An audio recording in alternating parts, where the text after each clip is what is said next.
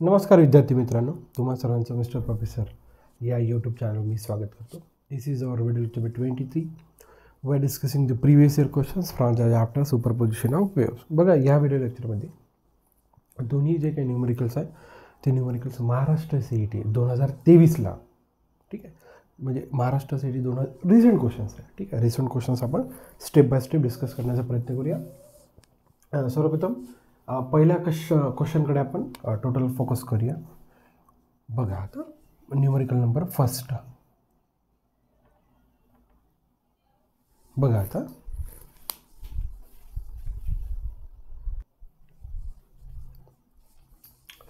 बघा काय दिलेलं आहे ते सर्वप्रथम समजून घ्या.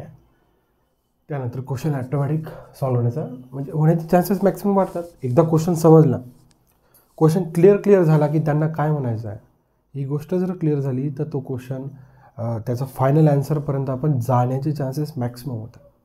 क्वेश्चन अंडरस्टँडिंग खूपच महत्त्वाचे आहे, अतिशय.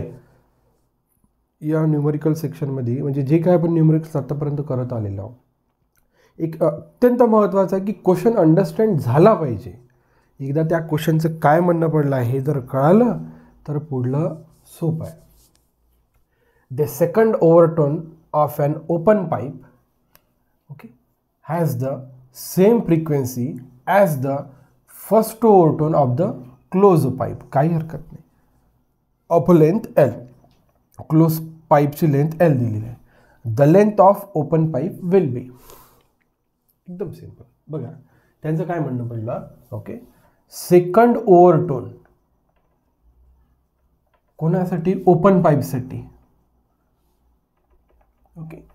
ओके, याची फ्रिक्वेन्सी F0 कन्सिडर करू. हे कोणाच्या इक्वल आहे? फर्स्ट ओव्हरटोन. कोण्या पाईपसाठी ओपन झाले? क्लोज पाईपसाठी.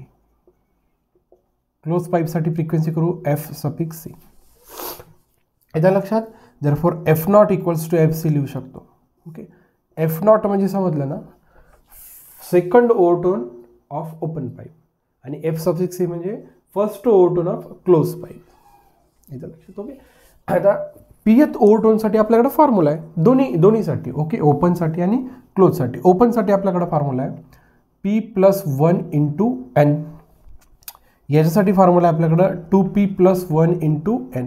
ओके, या दोन्ही केसमध्ये n म्हणजे काय झाली? Fundamental frequency. आता कोणत्या ओव्हरटोनसाठी येतं? सेकंड ओव्हरटोनसाठी. P ची व्हॅल्यू 2, 2 + 1 3. फंडामेंटल फ्रिक्वेन्सी ओपनसाठी किती राहतं? V/2 × length. 2 × काय? लेंथ. ओके, आता हे बघा, त्यांनी क्लोज पाईपसाठी लेंथ L म्हटलं तर इथं लक्षात, क्लोज पाईपसाठी लेंथ त्यांनी L म्हटलं तर आपण ओपन पाईपसाठी L' म्हणूया. मग ओपन पाईपसाठी तर L' घेतली. फर्स्ट ओव्हरटोन म्हणजे P ची व्हॅल्यू 1, 2 × 1 2, 2 + 1 3. ओके, n म्हणजे फंडामेंटल फ्रिक्वेन्सी म्हणजे V/4 टाइम्स L. लेंथ कशासाठी आहे? आपण हा क्लोज पाईपसाठी ऑलरेडी दिलं आहे. आपल्याला L' फाइंड आउट करायला सांगितलेलं आहे. अतिशय सिंपल आहे ना. बघा, V 3 get cancel. L' find out करायचं आहे. ठीक आहे, 1/2 L' equals to 1/4 × L. L' इकडे शिफ्ट करतो मी, 4L इकडे शिफ्ट करूया. जर 4L / 2 इक्वल्स टू L'. 2चा भाग गेला 2L, therefore L' equals to 2 times L. इथं लक्षात, म्हणजे लेंथ ऑफ ओपन पाईप ही क्लोज पाईपपेक्षा कशी आहे? डबल आहे. कशी आहे? डबल, म्हणजे 2 times L. Therefore the option third one is there.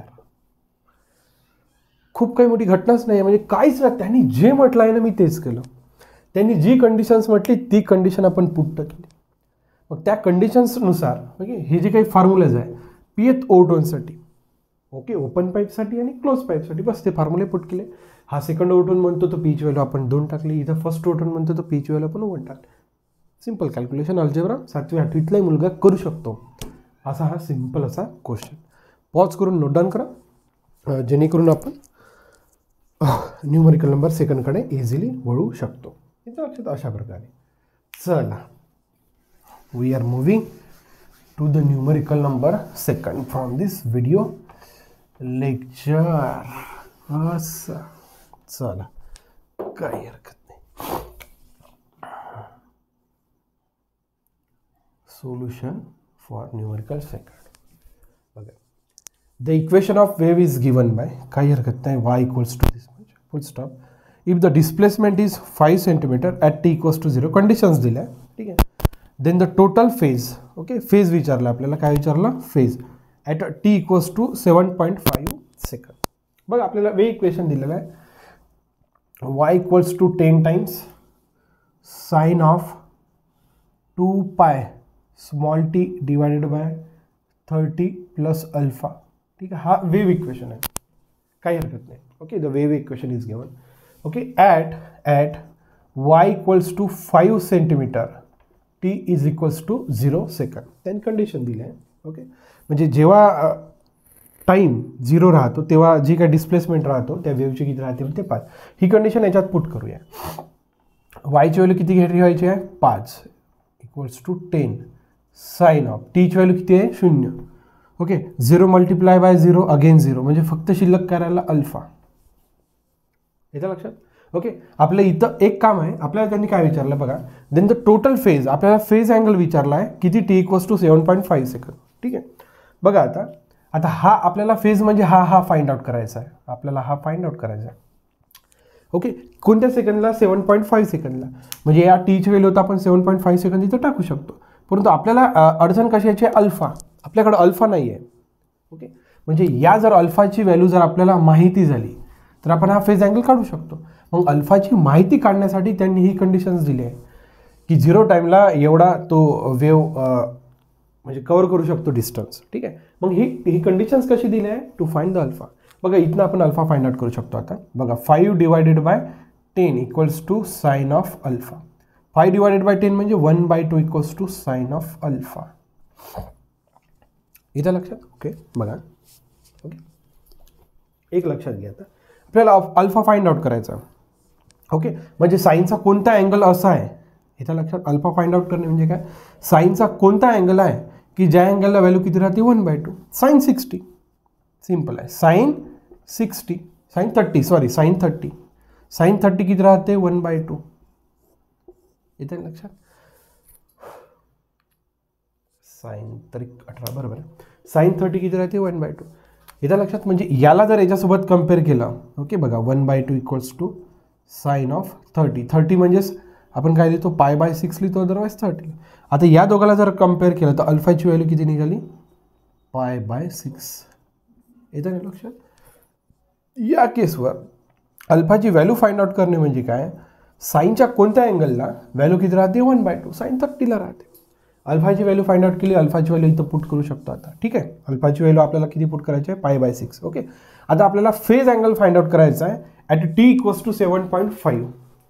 ठीक आहे. बघा ॲट t इक्वल्स टू 7.5 सेकंडला what will be the phase angle. ठीक आहे. चला याच्यात सगळ्या व्हॅल्यूज पुट करा. y इक्वल्स टू बघा 10. आता फेजच फाइंड आउट करायचा आहे, त्याच्यामुळे या इक्वेशनमध्ये या सगळ्यांचं काही काम नाही आहे, तरी मी लिहित आहे. ठीक आहे. पण लक्षात ठेवा ते साइन ऑफ बघा 2π/30 इंटू टीची व्हॅल्यू किती आहे, 7.5. 7.5 म्हणजे किती, 15/2. 7.5 म्हणजे किती, 15/2. अल्फाची व्हॅल्यू किती आहे आपल्याकडं, π/6. ठीक आहे. फक्त आता हाच घेतो. ठीक आहे. बघा इथे 2 कॅन्सल, 15 × 15, 15×2 30, म्हणजे π/2 शिल्लक राहिला. आता फक्त अँगलच घेतो मी, π/2 प्लस π/6. बघा 3ने इकडे आणि वर मल्टिप्लाय केलं. ठीक आहे. 3 2 6, मग 3ने खाली मल्टिप्लाय केल्यावर 1.